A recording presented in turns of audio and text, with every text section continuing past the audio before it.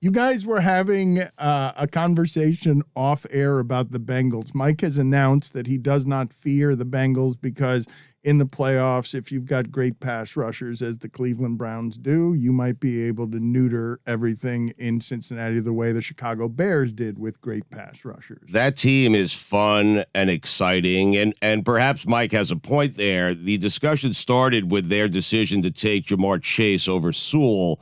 Everyone wanted them to take Sewell to protect Joe Burrow, but they took Chase, and they obviously, we know now, yes, they made the absolute right through pick 7 games, yes. More receiving yards. It's crazy what he's doing. Through 7 games, more receiving yards than anyone has ever had. No one's had this impact at the position as soon as they arrive. And it's something that plagues Miami now with what's happening in Cincinnati, where it's not even that Tua and Waddle are that bad. It's just that they don't look like their comparison points. Yeah. I like what they did in the draft because there was a real debate. And the obvious, almost obvious scenario, because they have good skill talent already entering that draft, is if you watched last season got nuked because we couldn't protect Joe Burrow. You have to get Joe Burrow. And Penei Sewell looks like he might be a Hall of Famer, right? That's the obvious choice.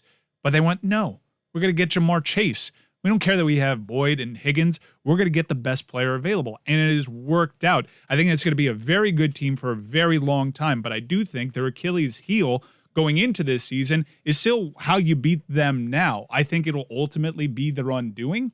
I'm a fan of the Browns. I think we have a good pass rush with Clowney and Garrett. So I like my chances against Cincinnati. But the second they sort that out, maybe in next year's offseason, they could be atop that division for years. Well, let's talk about this for a second, because Stugotz said yesterday is the last time that you will see this decade the Bengals getting 6.5 points, because what you're seeing from their skill guys, and specifically their top 5 picks, is an explosiveness and a game-breaking. He had 201 yards yesterday. Yep. Chase did. Against Marlon Humphrey. Yes. Everyone was saying, okay, this is the game where Chase doesn't go run for 80 yards, because Marlon Humphrey, he's never surrendered more than 140 yards in his career. He's an absolute lockdown corner, and Chase torched him. But you were saying correctly that, as with many things in that sport, a game that was lopsided like many of them were yesterday wasn't actually that lopsided if you go back and change just a couple of things. And I wanted to talk about that for a second in the evaluation of Tua, because the last 2 weeks, and we've sped all this up, man. One guy, Herbert, does something here, Burrow does something there, Jamar Chase does something we haven't seen in the history of the sport at the position. And we start making these insta judgments all over the place. Tua has played 13 games, and there's a clock ticking, and you might be desperate enough to go after an alleged sexual predator because 13 games. Hey, time's almost up here, Tua. I'm ready to call Kyle Pitts as the greatest tight end of all time. I mean, I'm there already. I mean, anyone else, I'm there. Okay, that was yesterday on National Tight End Day. Stugotz decides to blaspheme against everyone that came before him. But I want to talk about the last 2 games Tua's had, quarterback evaluation, and how impossible it is, as we've said, when going into that game, 3 of their offensive linemen were top 10 in hurries allowed.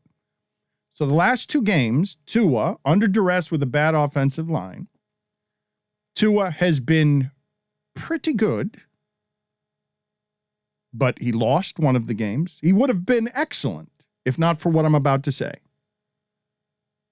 Pretty good is all he gets, because they lost to Jacksonville and everyone laughed at them, and it wasn't his fault. And they lose to Atlanta yesterday.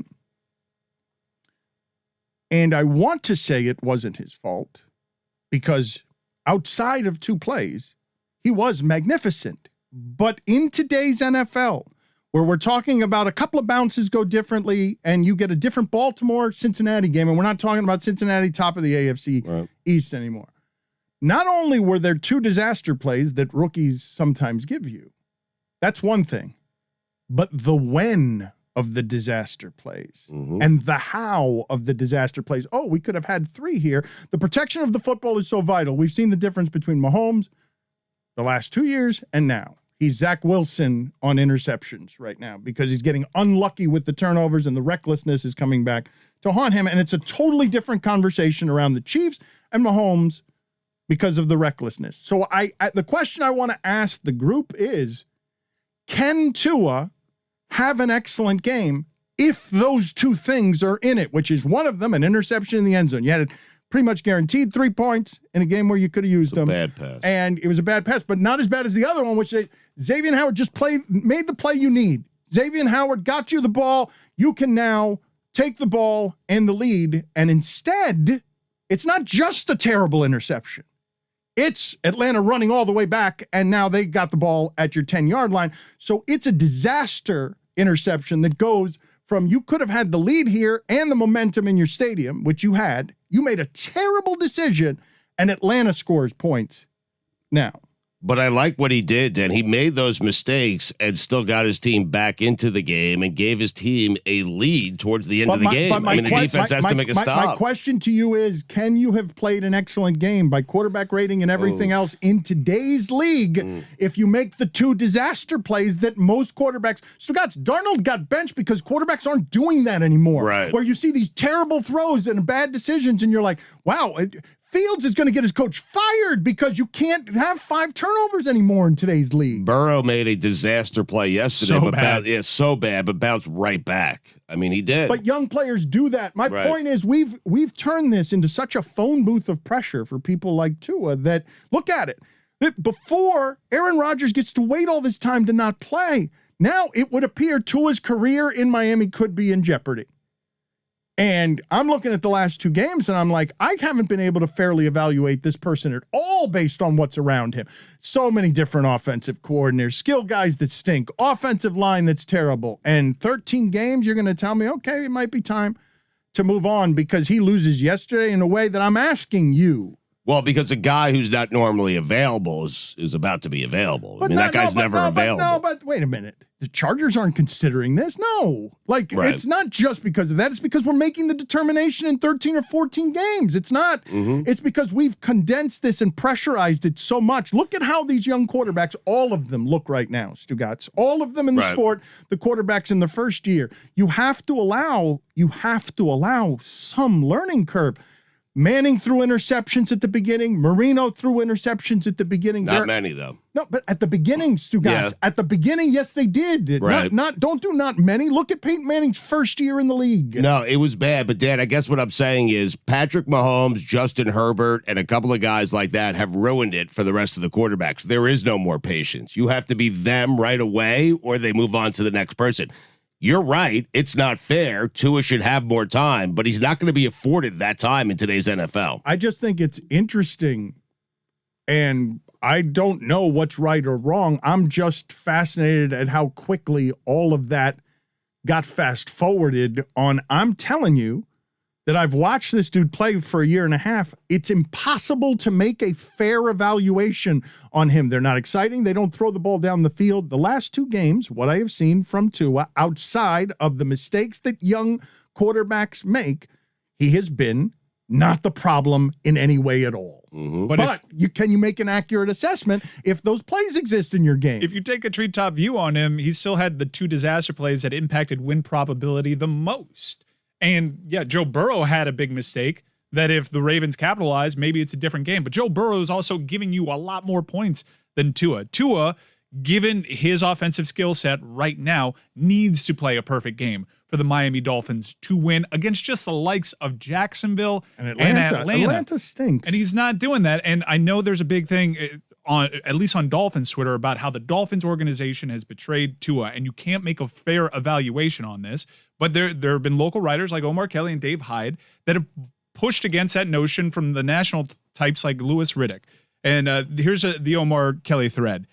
Miami changed its OC, Chan Gailey. Why? Because of a strained relationship with Tua. They promoted Godsey and Sudsville to continue with continuity on this staff. There were good things from last year. They wanted to protect him. They hired Charlie Fry upon Tua's request. They drafted Jalen Waddle to space the field. They strengthened up the O-line. They drafted a tight end that could block. He never played 1 snap in camp this season with the second team. They've invested a lot in this quarterback. They signed Will Fuller to stretch the field. Now, a lot of this stuff hasn't worked out, but they are trying to not fail Tua. The effort is there, and it's still not working out to the hopes anyways, and most Dolphin fans would hope for. And now they're in on Deshaun Watson. But Mike, to Dan's point, I think this is what he is saying is what happened to the days where we would give you 20 starts, 25 starts, 2 seasons. I'd like to see what Tua looks like in 2 or 3 years. Rookie wage scale is what happened. I'm seeing it now with Ryan Tannehill. I'm seeing it with Dak Prescott. Those guys were given time, different place for Tannehill. Prescott, same Mike's place. right. But now they're top 10 quarterbacks. Rookie wage scale, you would never see what happened to Josh Rosen happen to Josh Rosen. No, But the rookie wage scale has made it so easy for you to divest and just keep getting lottery balls till you get a tier 1 quarterback. people want what they saw out of Mahomes and what they're seeing out of Justin Herbert. Those guys ruined it for everyone else. They did. The jury's still out on whether he's good or not, but I think everybody kind of has the same feeling of that he's not great, and that's what fans are hoping for. The last 2 games, though, there's so many things that go into the analysis on this. We started with how do you beat the Bengals? It's how you beat every great quarterback. Tom Brady loses in Super Bowls to people who can get pressure with 4. Even Tom Brady, unprecedented, 600 touchdown passes. How does Eli Manning beat him? 4 guys that can get there. What I would say also needs to be factored into the analysis is Atlanta stinks at pass rush. Stinks. And so if what he's playing against is Jacksonville, you see what happens to Mahomes, Stugotz, against the good teams in this league, the teams you know to be good. All of a sudden, he's 3-4. He's lost as much through 7 games as he did in 2 seasons before this. Crazy.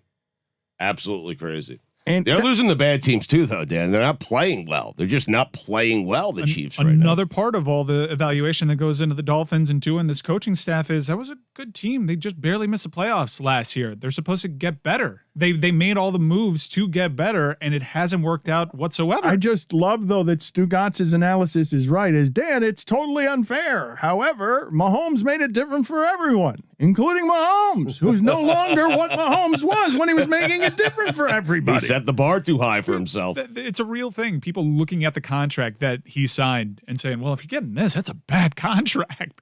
The Chiefs are now hamstrung by Patrick Mahomes' contract as a conversation. After three, They scored 40 against Philadelphia 2 weeks ago. He looks, I don't know if the turf toe popped back up.